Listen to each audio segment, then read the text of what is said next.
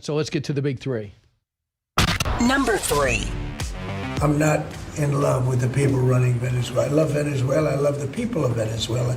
But what they've done to this country, and I really say this, what Biden and the Democrats have done to this country can never, ever be forgotten. Venezuela at a breaking point as Trump turns up the heat. And yes, before it all, Maduro and Trump may meet. Number 2. They're just fishing. They don't care about the victims. They don't care about providing justice for the victims or giving the American people the truth. They only care about one thing, and that's trying to embarrass Donald Trump. Yes, but it's getting a lot bigger than that. Epstein files about to erupt, all in an effort to get Trump. Why, once again, he might have outmaneuvered them all. Sadly, the whole investigation was never about the victims. Number 1. Certainly, Donald Trump is not satisfied with the answers that he's been getting, I understand, and those close to him. And Senator Ron Johnson has had to subpoena Donald Trump's FBI to get more information about the assassination attempt. The Butler assassin in the news because we now know more news on Thomas Crooks. So buckle up. We're finding out that Crooks did have a big online footprint that seemed to have disappeared in 2021, was pro-Trump, then comes anti-Trump, and talked about killing Trump, also hating Fox News and other people, saying anyone who follows Donald Trump is part of a cult. So this guy was twisted, no doubt about it. Our FBI thinks he acted alone. The previous FBI wouldn't give up almost any information on it. We just also know that Secret Service dropped the ball big time. So let's bring in Senator Joni Ernst of Iowa. Senator, welcome back. Well, it's great to be with you, Brian. Thank you. So, Senator, how sincere do you think those people are on Capitol Hill to keep speaking on behalf of the victims of the Epstein situation, which is horrific? There are legitimate victims. But why all of a sudden Republicans and Democrats do they care now? Well, I tell you what, this has gone on for far too long, and I do think that transparency is a good thing. What we saw, though, was with the House Democrats, they tried to selectively leak just 3 emails, and they tried to redact information that exonerated Trump. So, I mean, it's more about going after President Trump than actually standing up for those that have been victimized by Jeffrey Epstein and his clients. Now, the House Republicans, what they are wanting to do is, of course, then release all 23,000 emails to be transparent. So the Democrats, they're cherry picking and trying to make an administration look bad. The Republicans want transparency. And what we hope as well is that those that have been victimized are actually able to have that platform and feel vindicated. So let's take care of those that were victims and survivors through this process, but let's make sure that the Democrats are not just trying to paint a negative light on certain people. I mean, you got that Virginia delegate. She's right in the middle of it, getting text message from it. Larry Summers says he's stepping out after the embarrassing text messages are there. Is it your belief that a lot of other people are about to be very embarrassed? Oh, absolutely. I mean, think about it, folks. If we go back, how many years? President Trump has been in office now almost a year. Well, we've had this hanging out there for years and years. Why was it when the Democrats were in control that they chose not to release the Epstein files? Why did they choose to do that? It's because they believe there are many, many of those on the left that will also be very, very embarrassed about this. So I think there's a lot of embarrassment to go around. But you know what? Again, going back to the first thing I said, transparency is a good thing. So let's talk about China. Number one, we had the FBI director go over there, and he's convinced that they're going to stop with these chemicals that are the precursors to fentanyl. Are you under the belief that this time China's serious? Well, I would love to believe that, but you know what? I don't think China is ever going to be on board with this. It is a money-making product. All of the precursors that they sell and they reroute through other nations, all the narco-terrorists that exist out there that are taking these precursors and developing fentanyl and other products, I don't think China is ever going to stop that. They see this as a way, one, to make money, two, a way to poison the American public. So I'm very skeptical. Really, anything surrounding surrounding China, I'm always going to be very skeptical. So the USS Gerald R. Ford is now in our hemisphere, and it's off the coast of Venezuela. We know that we got this huge firepower, 15,000 troops, Navy men and women on the shore outside, trying to send a message to Venezuelan leader Maduro, who's a corrupt, illegitimate leader who loses election after election but just doesn't leave power, destroyed his country. Have you been briefed about what the short-term plan is? Not necessarily the short-term plan. A lot of that, of course, depends on what former President Maduro chooses to do. Now, you're absolutely correct. He's been through many an election and just continues to stay in power. This is a tricky situation. But what I would say is with Venezuela and the leadership that is still in power there, it would be so concerning to see the awesome sight of the Gerald R. Ford, pulling up and, letting anchor right off the coast of Venezuela. So I think that this is a serious situation. They see what's going on in the region. To have an aircraft carrier that is close to proximity to Venezuela should strike fear in Maduro's heart. And with all of those 2,000 generals that he has on payroll and the narco regime that exists there, I tell you, I think this is where we need to show leadership coming from the United States of America. President Trump is the president of peace, and he should be working with others that have the same concerns as we do in that region to stabilize Venezuela. That means getting rid of Maduro, however that happens, and making sure that we are protecting the American people from these narco terrorists. So I know it's very costly to be there. And my sense is we're squeezing, and there's going to be a conversation, and I hope he just makes reservations for Russia while he can. But Are you for, what are your greatest concerns as being on armed services, Homeland Security? Do you have concerns about hitting their drug sites, where we understand the coke is in Colombia, goes through Venezuela, and then goes out through the Caribbean? So if we have these sites, are you supportive of blowing up those sites? Yeah, absolutely. I do think that President Trump does make a solid case when it comes to the poisoning of the American people through this narco-terrorist regime. We know that they are the ones that are pushing so much of this product into the United States of America. So as I look at it, sitting on the Armed Services Committee, I have sat through briefings down in the SCIF, the security area where we can receive those classified briefings. I think the president is justified in these strikes out at sea.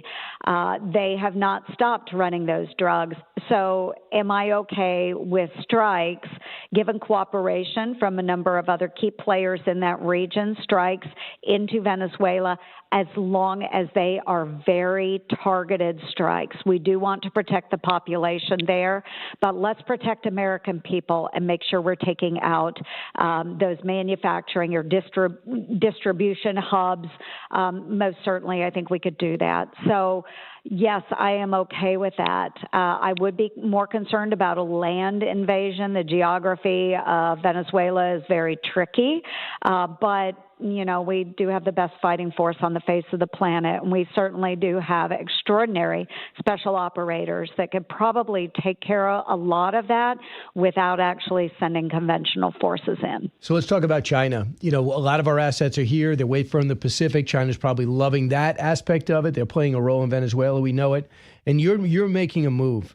Putting an effort to hold all potential Chinese so-called Trojan horses for espionage, and you have specific requests. You, along with 23 other lawmakers. What are they? Yes, absolutely. China is going to find any way they can to infiltrate the United States of America, and they do this by exploiting technology. So there is a Chinese-backed company called TP-Link Technologies. They sell their cameras, their smart devices in military exchanges on military bases and posts all around the world. This allows high-tech cameras to come into those service members' homes, maybe at their workplaces, and it is a threat. And we need to do more research on this, because what they can do is then send video and audio of those military personnel back to Beijing. And so I led 22 of my colleagues in asking the Trump administration to investigate this company and investigate their technology. If it truly is a Trojan horse that's compromising national security, we need to nip it in the bud and make sure that China can't access our homeland or our military bases. That would certainly help. I mean, do you believe that we should be letting in 600,000 Chinese students? I think we need to be very, very selective about who comes into the United States, whether it's the Chinese or any other nation that is out there. We know that many students, especially those coming from China, are backed by the CCP. And so they do need an additional level of scrutiny. And if they are tied to the Communist Party of China, they need not be coming into the United States. Yeah, that would certainly help. When you talk about expanding our industrial base, are we getting close? Well, we are, Brian, but this is going to take a lot of cooperation between the United States federal government and a lot of those larger contractors and our small businesses to make sure that we are developing the capabilities we need here in the United States to support our own national security. This is going to take time, is something that we can't just flip a switch and turn it on.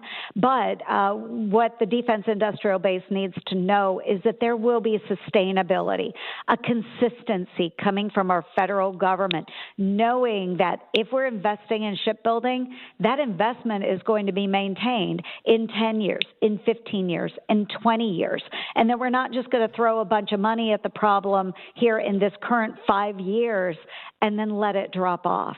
So it is going to be a process, but we need to be reassuring, because we need to be building ships. We need to be building drones. And you know what? We need to do it here in the United States. Yeah, using American parts. And that would be key. But I know what you're saying. So, for example, if Trump's going to knows what he's going to do for 4 years, got it. So you send it to these contracts and you start the construction. A new president comes in and goes, yeah, I'm not doing that. Then the contract gets pulled, and these businesses are businesses. And they say, well, we can't do that. So I'm wondering if there's something could be built into the system to at least completion, regardless who's president. Right, exactly. And that's what we are discussing on the Armed Services Committees as well, is understanding the dynamics and those outlying years through various administrations. What can we do to support American industry? So one thing that I am really big on, especially with our small businesses, is making sure that if they are developing a product, that there might be an off-ramp for commercialization as well. So maybe, like we were just talking about, security cameras.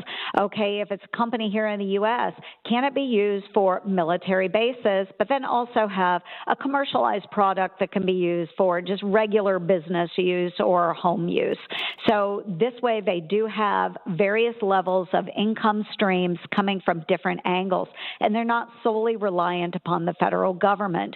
There are ways that we can do that when you get to more specialized. I mean, you're not just going to build ships for the American Navy. You could also be developing and building ships for our own commercial purposes here in the United States. Real quick. So we have to find those streams. Are you seeing relief when it comes to farming and Chinese purchases of corn or soybeans in Iowa? A small bit of relief, and I'm thankful that the president was able to negotiate with China. It's a drop in the bucket, though. We need a lot more purchases. We need to be developing internationally, and we need to focus on domestic consumption of our agricultural products. Why aren't we're not going for our own agricultural products? Yeah, well, and when you look at our market, so of course, and many people may take issue with this, but I come from a corn farming family that can be developed into ethanol. And if we had E15 year round here in the United States, all across the board, all states, using that, consuming that year-round. It would help the corn farmers significantly. The same is true with biodiesel. That would include more soybean crush, use that product to develop biodiesel. Let's consume more of that here in the United States, and it also brings the prices down. Ethanol is a lot cheaper than if you're buying just straight-up gasoline. All right, thanks. So let's bring the price down. Senator Joni Ernst, thanks so much. Appreciate it. You have a full plate. Thank you, Brian. Take care. You got it. Back in a moment.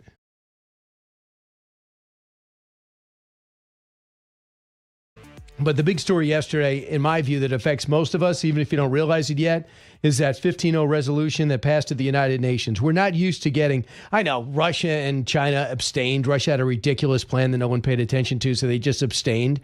But the president's moving forward in the Mideast. I know how we feel about the UN. Certainly in Israel, they have no faith in the UN. And they have every reason to feel that way. But the Arab world is in the UN. And that's one thing. The perception is, can the UN sanctify this? A lot of times, UNRWA is working for Hamas and the Palestinians. And we found that out the hard way by looking in the tunnels and seeing what they were doing.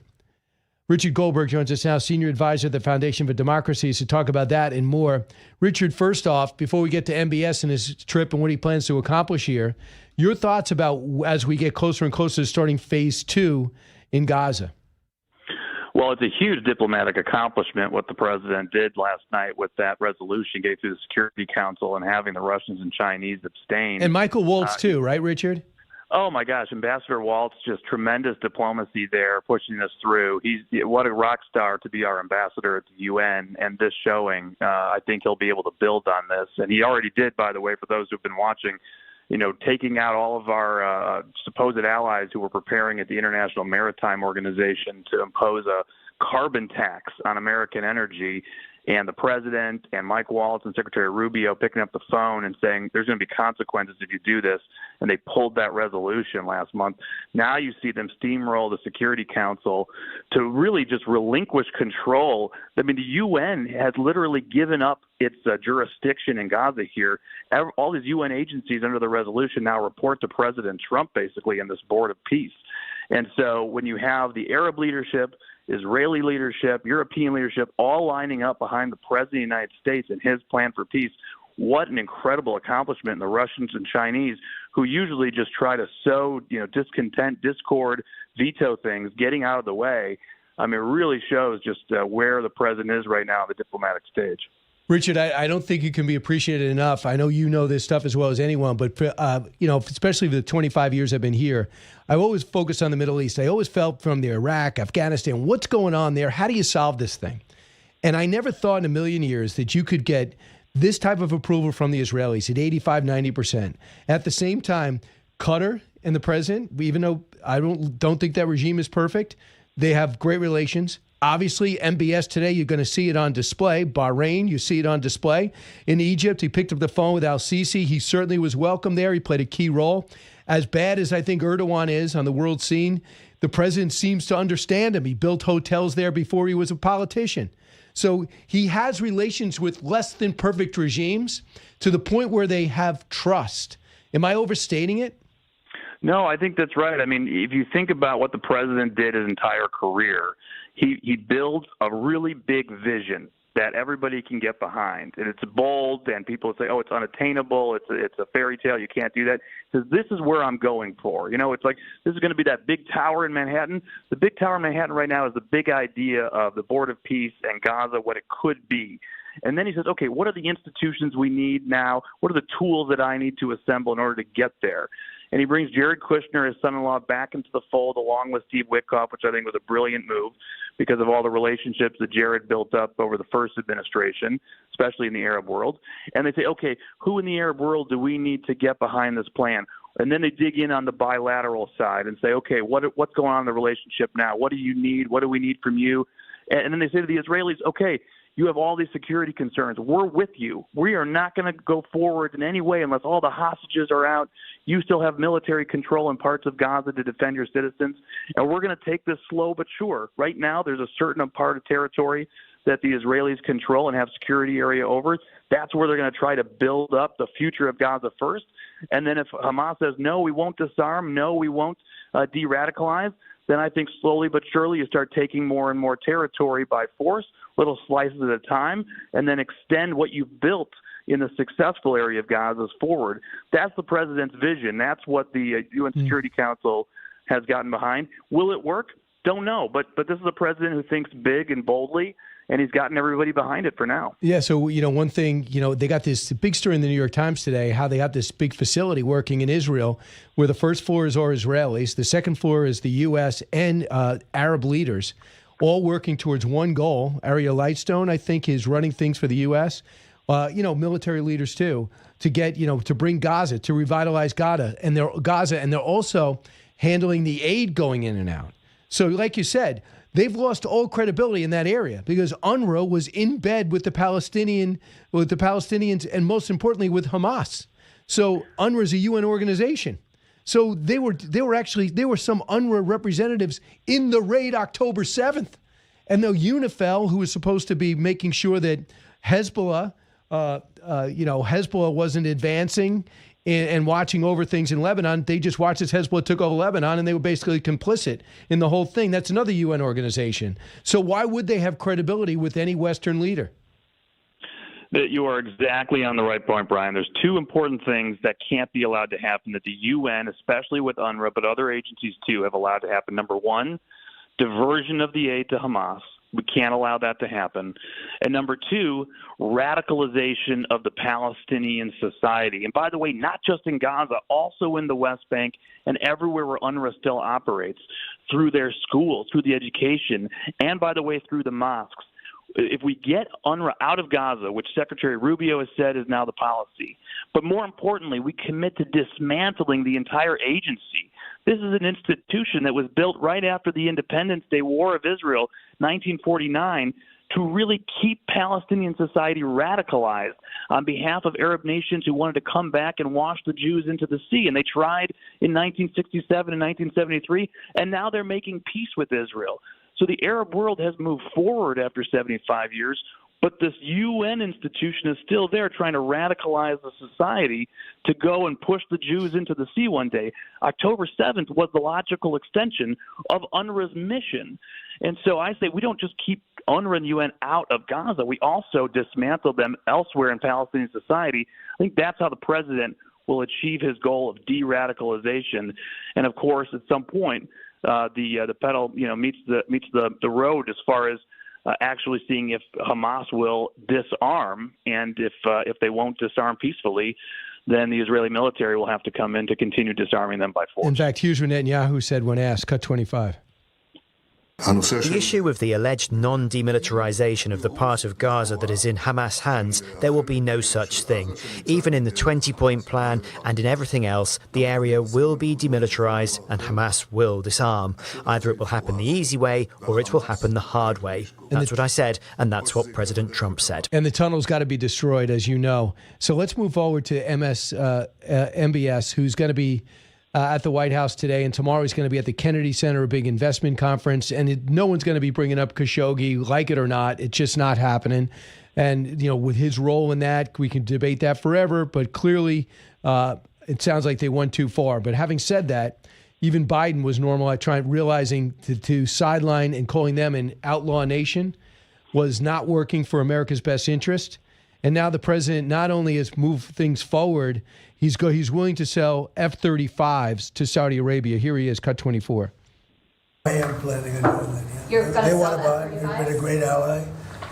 They've got to like us very much. Look at the Iran situation, what we did in terms of obliterating, we obliterated their nuclear capability. Yeah, I will say that we will be doing that. We'll be selling F-35s. Your thoughts on that? I guess the risk is if MBS gets overthrown, we don't know what radical is going to have access to the latest American fighter jets. Well, I'll say a couple of things. One, just on the visit itself, the 180 turn that we've had in 1 year. Okay, a year ago we had a Biden administration that was appeasing Iran and the Houthis while declaring war on fossil fuels and stigmatizing and saying the Crown Prince was going to be a pariah. You now have a president who has taken out with the Israelis the nuclear weapons program of Iran. You have lifted the war on fossil fuels. In fact, we're now for American energy dominance and for oil, gas, coal, fossil fuels are back. And we've said to Mohammed bin Salman, the Crown Prince, you are the key. Your Vision 2030 is the key to de-radicalization of the region. If Saudi Arabia normalizes with Israel, continues progress for women in the Middle East, really moves his kingdom into the 21st century and brings the rest of the Middle East and the Arab world along with him, that is huge for our national security. Oh, and by the way, by re-embracing Saudi Arabia and taking on Iran and reasserting ourselves as the power broker in the Middle East, we undo what Biden was doing, which was sending Mohammed bin Salman into the hands of the Chinese. And we're saying, no, you are not going to align with the Chinese this century. You're going to align with the United States. And we're going to cooperate with you in nuclear energy, which is going to be American energy dominant in the future. We're going to do critical minerals deals with you. We're going to support your Vision 2030 and ensure that you have stability in the kingdom through military and strategic means as well. I think he is making a bet for the century for America to push out China from the Middle East and ensure we have great cooperation that leads to normalization with Israel and a reduction of the stress on America's military posture in the Middle East long term. On the F-35 specifically, I think we have to have a very careful understanding of exactly what it would mean for them to have it, what it means for our enemies and adversaries with air defense systems nearby to pick up its signature.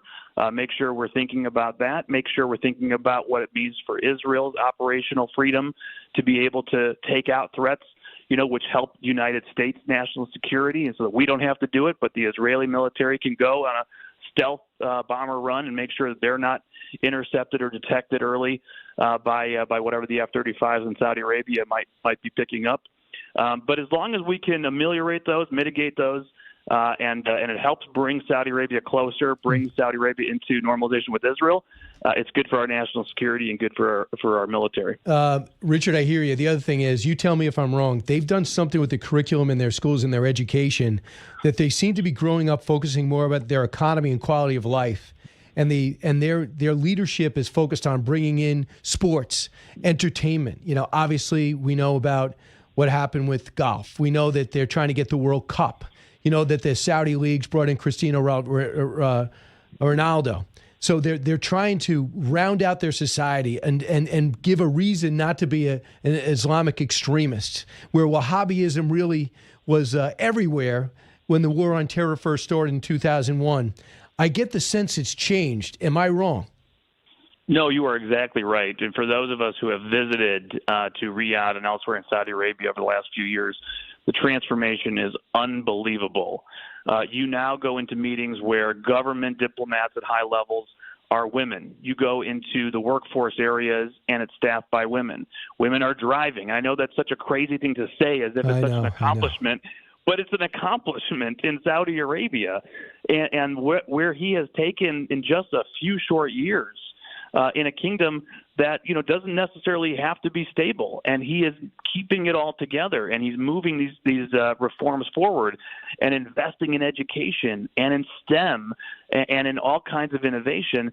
That is great. And as you mentioned, sports and entertainment, that's all good for Arab society in Saudi Arabia and for the rest of the Middle East to follow. So we should be supporting what he is doing long term, because it could really change history if he's successful. No, I hear you. And do you think they'll join the announced they're going to join the Abraham Accords today? I've not heard that. Do you think it'll happen? I haven't heard that we'll see an announcement today, but I have to believe if he's getting F-35s and a nuclear deal from Donald Trump and a lot of love at the White House from the president and the first lady, I imagine behind closed doors there's an expectation that it needs to come sooner than later, and I hope the president is communicating that. Go get him, Richard Goldberg. Very great to have you on. Appreciate your knowledge and sharing with our audience. You bet.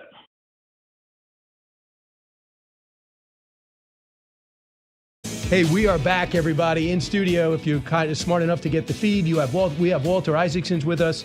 He may be America's premier biographer, a professor at Tulane and CEO of the Aspen Institute, the best-selling author of books like Elon Musk, on Leonardo da Vinci, I almost said DiCaprio, Steve Jobs, Benjamin Franklin, Albert Einstein, and he's got a brand new book out called The Greatest Sentence ever written, which is 80 pages, and everyone's got to read it. And first off, Walter, it's great to see you, what you've already accomplished in your career. I can't believe you still want to write, especially after following Elon Musk around for years. I know, but writing is a wonderful thing. You do it all the time. You're going to have a book that'll help pull us together next year. I just figured we should do something to help lower the temperature and reunite us as a nation for our 250th. And you did it. And tell us about the greatest sentence ever written. We hold these truths to be self-evident. We all know that sentence almost by heart. But it was a sentence that Jefferson writes the first draft, Franklin edits it, John Adams helps do it. They do it by committee, and it becomes a mission statement for our country. It's not a definition of exactly what the country is in 1776, but it's an aspiration of what we can be. And I figured if you want people to come together and try to work together for at least our 250th, if we all reflect on the meaning of that sentence, each word and how they picked it. So there's certain people that pop up in your book. Jefferson, George Mason, because what he did at the writing of the Virginia Constitution. Yeah. You got John Adams, and then you have Abigail Adams plays an important role. But then what I loved that, as smart as they were, they reached to great intellects and philosophers in order to come up with the great government they had in their 20s and 30s. Like, how did they get so smart? Well, they reached and said, give me the best of every government that's ever been that empowers the people to get the most of their life and away from the dictators that told them what their life would be. Every other country had been the divine right of kings imposing power or conquerors with swords imposing power. So they read some of the philosophers of the time, like John Locke, who says, no, we can form a social contract and we can do it ourselves. That's why the sentence begins with, we hold these truths. 11 years later, it's why the Constitution begins with, we the people. So I try to make it feel like we in America made a social contract. And you also said that it was really a lot built off Thomas Paine's common sense, correct? Well, even me writing this 80-page book, which is a bit short for the type of books I usually do, I was inspired by Thomas Paine writes Common Sense. And it really, at the beginning of 1776, gets momentum going to break from England. And I think the power of pamphlets and short books, they knew it back then. And that's why I thought, at least for this coming birthday, let's do something like a pamphlet, a short book that reminds us of who we are. Yeah, and of course you did the book on Franklin. Is that what gave you the impetus to say, I can get this thing, because you knew Benjamin Franklin so well and the role he played in the Declaration of Independence? Many years ago when I was writing the Benjamin Franklin biography, I was surprised to come across in the basement of the Library of Congress, they have the first draft of the Declaration. And that Jefferson wrote by himself, right? No, Jefferson's there. He writes that first draft. But then in an apartment on Market Street in Philadelphia, he, John Adams, and Benjamin Franklin, Congress had appointed a committee to draft it. Last time Congress probably appointed a good committee with those three people and a couple of others on it. And I looked at Jefferson's draft, and he had begun, we hold these truths to be sacred. And then there's Benjamin Franklin's printer's pen, dark black backslashes, and he changes it to self-evident because he had been reading David Hume and the Enlightenment philosophers and believed that our rights come from reason, not the dictates of religion. But then the sentence goes on to invoke the Creator. Jefferson didn't say it. He said they derive rights. John Adams writes in, they're endowed by their Creator with rights. And so this was about 10, 12 years ago. I was reading just in the half of a sentence. What was that like when you found that, to see that Jefferson... It's the flyleaf of the book. And when you open my little book, it has that very first draft with all the pen marks and everything else. One of the things it was like, I was working for a TV network. You were running CNN. Right. And somebody came in the next morning after our study and said, oh, we have a great crossfire show. Judge Roy Moore's putting the Ten Commandments on the steps of a courthouse, and federal judge is telling him to take it down. And everybody said, great. Who's going to be for the Ten Commandments? Who's going to be against it? It'll be a crossfire show. I said, great. Then I went back, and that night I was working on this part of the book. I said, wow, Here we are in the media using the 10 Commandments to divide us. And there were our founders balancing the role of divine providence and the role of rationality in creating our rights. And it made me say, no, we ought to get back to that sense of balance. So also for people listening right now, we create all, everybody's equal, right? Mm-hmm. Give every man their rights. Right. What about women? And what about slavery? And you went out and you found that John Adams, Abigail Adams, Benjamin Franklin evolved. They knew it was an abomination. Jefferson knew it was an abomination. Thanks for reading the book, because that's so much a part of the narrative of America. When they say all men, I was trying to figure out, did they mean men in a generic sense, like the rights of man?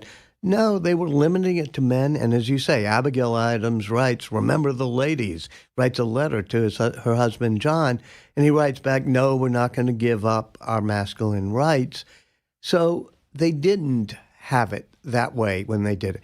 And in that room on Market Street where Jefferson and Adams and Franklin are doing it, there's another person, Richard Hemmings, who is the slave of Thomas Jefferson, his valet, whose younger sister Jefferson's going to have an affair with.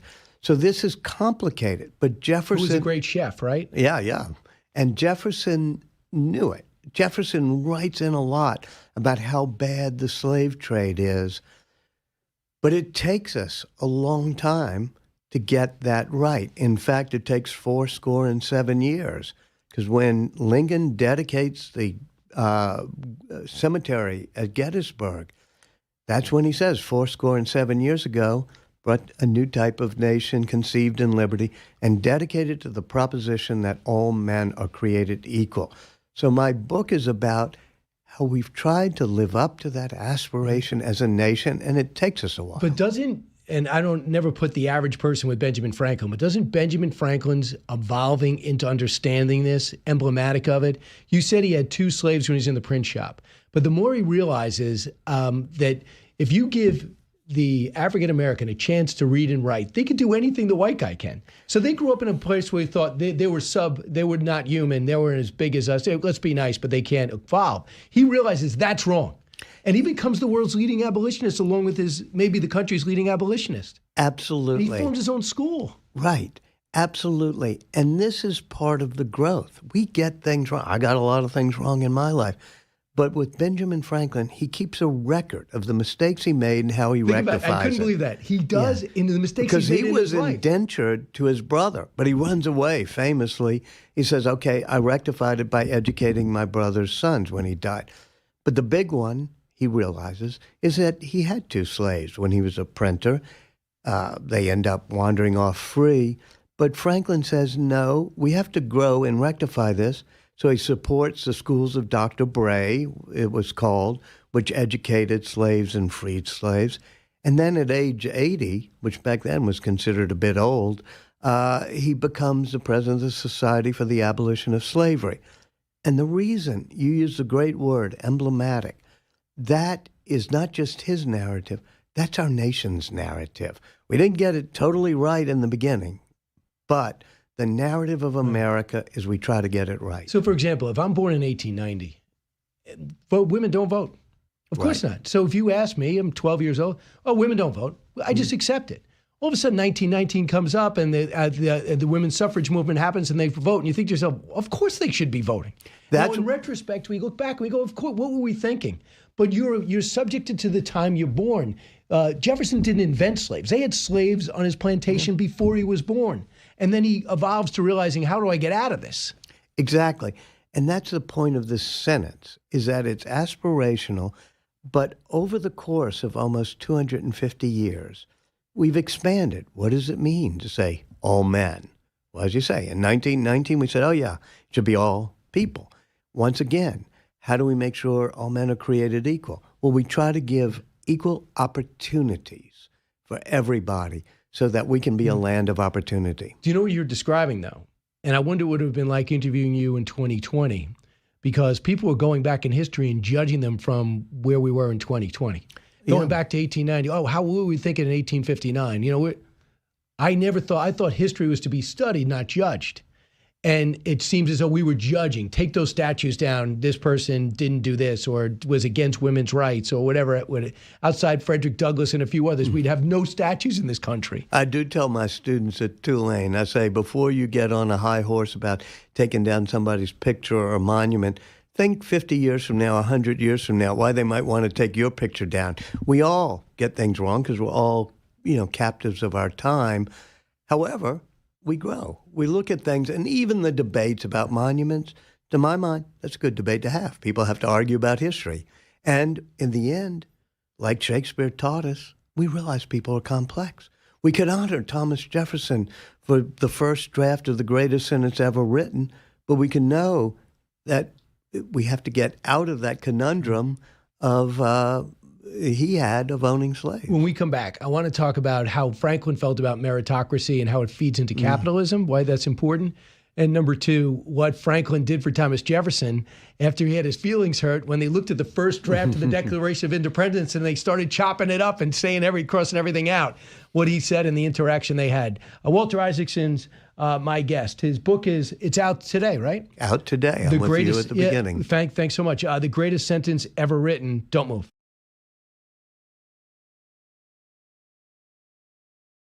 So first I want the anecdote out of the way. Walter Isaacson, our guest, his book is out today, The Greatest Sentence Ever Written. You'd be so much smarter if you picked it up. Especially I know people, when I do events and I talk history, Walter, a lot of people say, really smart people. They're accountants.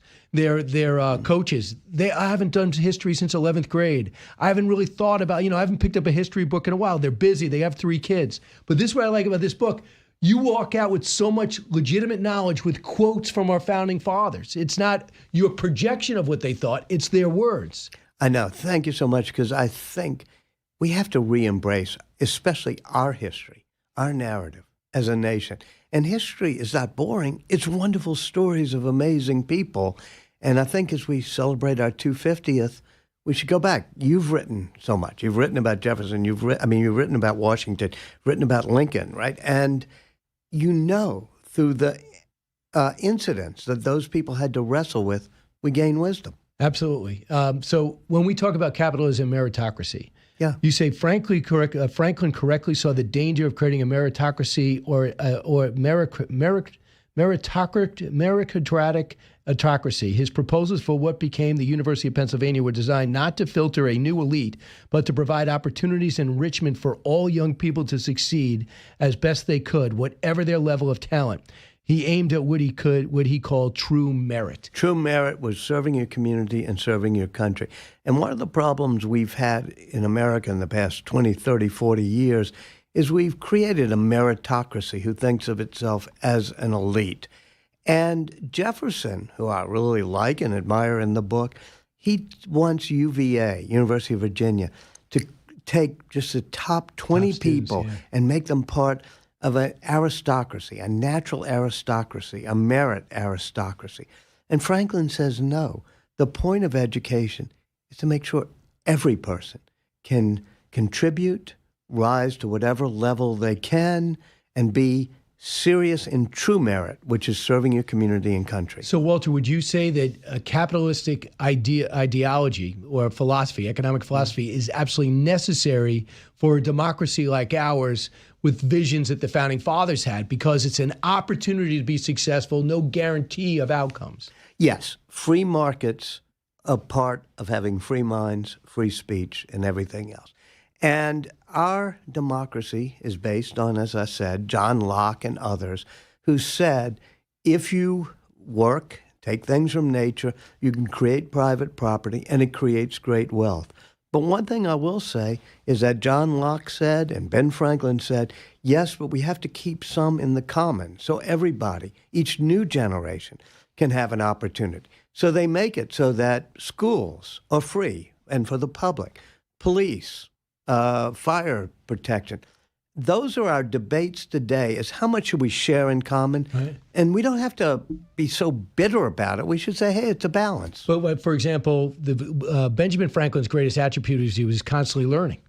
And Cotton Mather comes out with a model of how to give back. Yeah, you want to be successful, but you got to help out. You got to form different institutions, right? Yes. Essays to do good. So So that's where he gets the idea for firefighters and libraries, right? So everyone has a chance to read and help out your neighbor. You know, the library is the perfect symbol of the commons, which is, he said, we created a library, and the motto was to pour forth benefits for the common good is divine, because he felt serving your community was the way to serve all of God's creatures, and it was a divine thing to do. And he said, it gave every kid, or he didn't say kid, but every person in America the chance to be as educated as the richest people in England.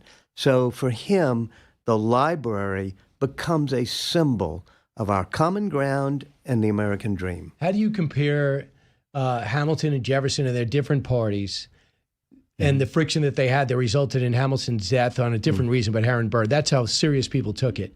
That rivalry between what Republicans and Democrats are going through right now. I think that we have made this rivalry between left and right, Democrats, Republicans, so poisonous. It doesn't really have to be that way. Ben Franklin was the one who knew how to get a very passionate person like John Adams and Samuel Adams, who, on one side of the spectrum, and then a Thomas Jefferson together and say, look, on 70% of the things we're discussing, we can all get to a consensus. And it was under this mulberry tree in his backyard. He had a little trick. He would put some oil on troubled waters, and it would smooth it. And I think that's what we have to get back to now, that Democrats and Republicans, even on health care, right? We know we need some new solution on health care, but instead we make it so partisan. I think you're going to be heartened, because I think in a few weeks they're going to have something, because I get the sense Senator Cassidy is going to be working. My senator from Louisiana, Bill Cassidy, is a smart dude, and he also knows, I think, that he can find people across the aisle to say, let's try to solve this reason. And not only that, he knows, because he's a doctor for years. He's a doctor. Yeah, he's a doctor for years. And there's a few. Barrasso's another one that could get in there. Go out and pick up the book, The Greatest Sentence Ever Written. You could finish it in a day, and you'll be smarter for the rest of your life. Walter, congratulations on all Brian, this. I love you. And I look forward to talking to you on Sunday on One Nation. One Nation. You got Remember it. that. Hey, Brian Kilmeade Show. Keep it here, everybody. Don't move.